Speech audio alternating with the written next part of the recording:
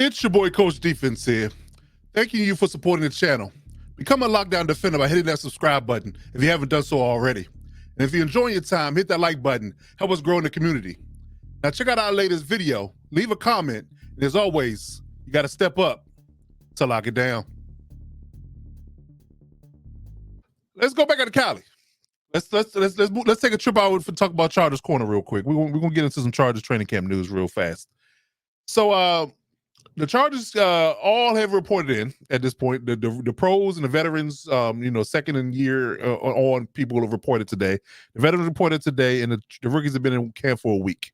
So really quickly, I'm gonna give you updates from the training camp perspective that I've gotten where I've been privy to, gotten worried about in regards to what the Chargers have been doing for the past week under the new Harbaugh regime.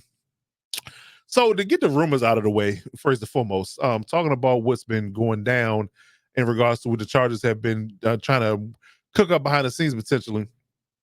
There are rumors that they're trying to acquire Jonathan Allen from the Commanders. That would be amazing for us. It'd be a great get. We definitely can use the help up front. Problem in the three technique is definitely needed and definitely would be highly utilized in this Jesse Minter defense. But yeah, so we're rumored to be in a hunt for Jonathan Allen, because I think there are rumors that the Commanders might be trying to move off him and free up this money for his contract. So that'll be good. I mean, but again, I'll take it with a grain of salt, because again, it's only rumors at this point. But I would definitely love to speak into an existence, and we can acquire him and help out our front with the guys that we have. I think that'll be a great add, because we don't have a big name up front really outside of our edge rushers. Interior, we're still a little bit of a rebuilding moment, and we got some rookies there, or guys on rookie deals, I should say, second and third year guys that still trying to kind of find their way. So a nice, solid, proven piece would be great for the team, in my opinion. Great in run game, great in interior pass rusher. So I think that getting him, especially if we can get it for the third round pick that they're saying that is rumored that they may want for him, I'll be all in for it. I'll be in for it. Having that. Another grain of salt rumor that they're talking about, they're in conversation with maybe acquiring Brandon Ayuk. But I do, like we alluded to earlier in the segment, I think that they're going to want a king's ransom for Ayuk. And I'm not sure if the Chargers are going to be willing to pay that price on top of the extension, because I think that's what the sticking point is about the whole situation. And Brandon Ayuk not only needs a new contract, but you have to trade capital for him. So, it just depends on what the Niners really want in that conversation. But, I mean, there are grain of salt rumors that he is on the Chargers' radar as being a trade acquisition as well. So they've been looking at that from a personnel perspective. But getting to the training camp itself, it's two things that I'm looking at that are headlines that have been that I've been talking about a lot in the past. I guess you can say 4 to 5 months since Harbaugh's been in house. What they're going to do with Quentin Johnston, that was one thing. And when they finally drafted Joe Alt in the first round, what were they going to do with him? So it seems as if, and I had this, I think I talked about this in our position battles segment a couple of weeks ago, is that what they were going to do at wide receiver, the position battle at wide receiver is going to be interesting. And it's been reported that Quentin Johnston is actually number 4 in the depth chart going into camp. A former first-round pick is already at 4. Number 4 in the depth chart. He's behind Josh Palmer, DJ Chark, and Ladd McConkey already. So what that tells me, Chargers fans, my beloved Bo family, what it tells me, DZ included, because that's my guy in the chat, I believe that the writing is on the wall about what I've been saying about him from the beginning. They don't like the idea of the fact that a wide receiver has issues with catching the ball. Like, you can have all the superlative, the speed, the yak ability, the elusiveness, just the ability to get open in all you want. But primarily, if you cannot catch the football, in traffic against competition, that's an issue for many people, including me. And I'm not sure if it's a confidence thing, it's a talent thing. I don't know what it is and how you can correct it, from a perspective of being a guy of his stature, right, and how way he was drafted. But I think that the problem that I have is, I think the same thing the problem Harbaugh and the rest of the guys have, is that he's inconsistent with his catching. You can't be a body catcher in the NFL. You have to be a hands catcher. You know, that all the greats are hands catchers. So if you're more of a body catcher and we can't rely on you to make catches in crucial moments, then that's might be why he's leaning towards or trending towards being fourth in the depth chart, despite being a first round draft pick. Yeah. So BC, what's up, good buddy? What's up? So yeah, I believe that that's the issue with Quentin Johnston and being fourth on the depth chart going into camp. Now that could change. I mean, he could definitely improve and do better against competition in camp and in preseason. Because I promise you, if he's number 4 on the depth chart, he's going to get a lot of work in preseason. So, you know, those guys that are 4th and 5th and 6th on the depth chart, they're going to get a lot of work in preseason. So we'll see how it shakes out for him, and we'll be watching him under a microscope to see if he's improving and he can do things better than he did in year 1.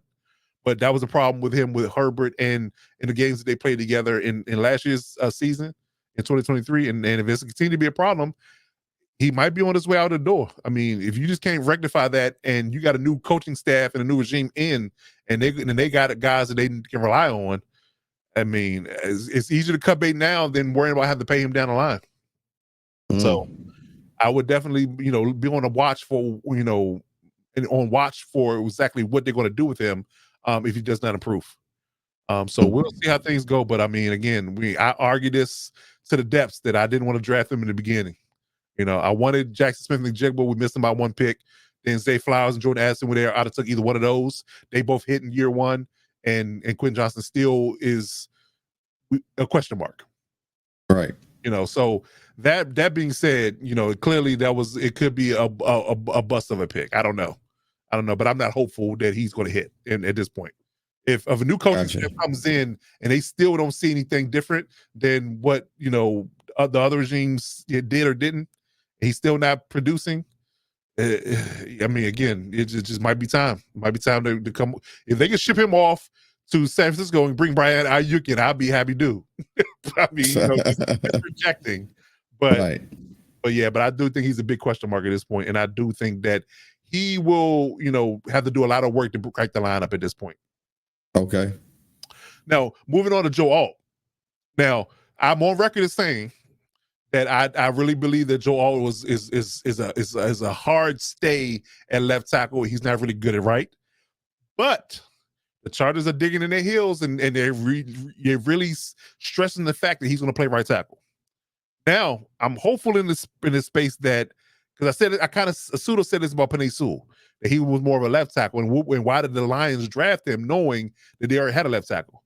But he was able to figure it out and transition to right tackle and do well at it, right? Now, the question mark is, can Joe Alt do the same thing? Now, I would argue that he's not as athletic as Penei Sewell is. So will that play into it? You know, your left-handedness for your right versus right-handedness, your stance, all that thing's different when you're playing a different position that you have never played, right? So what is his transition and his growing pains going to be like playing right tackle? That is the question. You're leaving Slater at left, and they're going to play him at right. So I'm concerned. I'm going to be honest. I'm concerned whether or not he's going to transition well in early and to be able to protect Justin Herbert on that right side. But, you know, they drafted him in the first round for a reason. So Harbaugh knows offensive linemen. So I'm just going to trust the process for now. But just remember that I said that he looked like a duck out of water playing right. He looked very comfortable playing left. And I thought that the smart move would be to move Slater to right because he played right tackle before and let him play left. But, you know, I mean, I understand Slater might have just dug his heels in and said, look, I'm the left tackle. My contract's due soon. I want to be paid like a left tackle. I'm now moving. So they had to pivot. I don't know what happened. You know, I'm not privy to the internal information that goes on into the building, but as of right now, they're going to play him at right tackle, and I got questions of whether or not he's going to be transitioning well and be able to protect against the heavy pass rush that's coming out of the division and in the league in general. So we'll see. The first time he lands him against Max Crosby week 1, we're going to know because that's what they play week 1.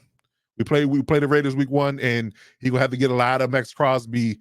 And he can get a lot of Max Crosby in his life come week 1. So we'll see early. He's gonna get tested. He's gonna get battle tested real soon. So we'll see whether that project works or not. So, you know, but that's my only two things that really are, you know, sticking points when it comes down to what they got going on from a training camp perspective, because they haven't practiced fully because, like I said, the rookies have been intact.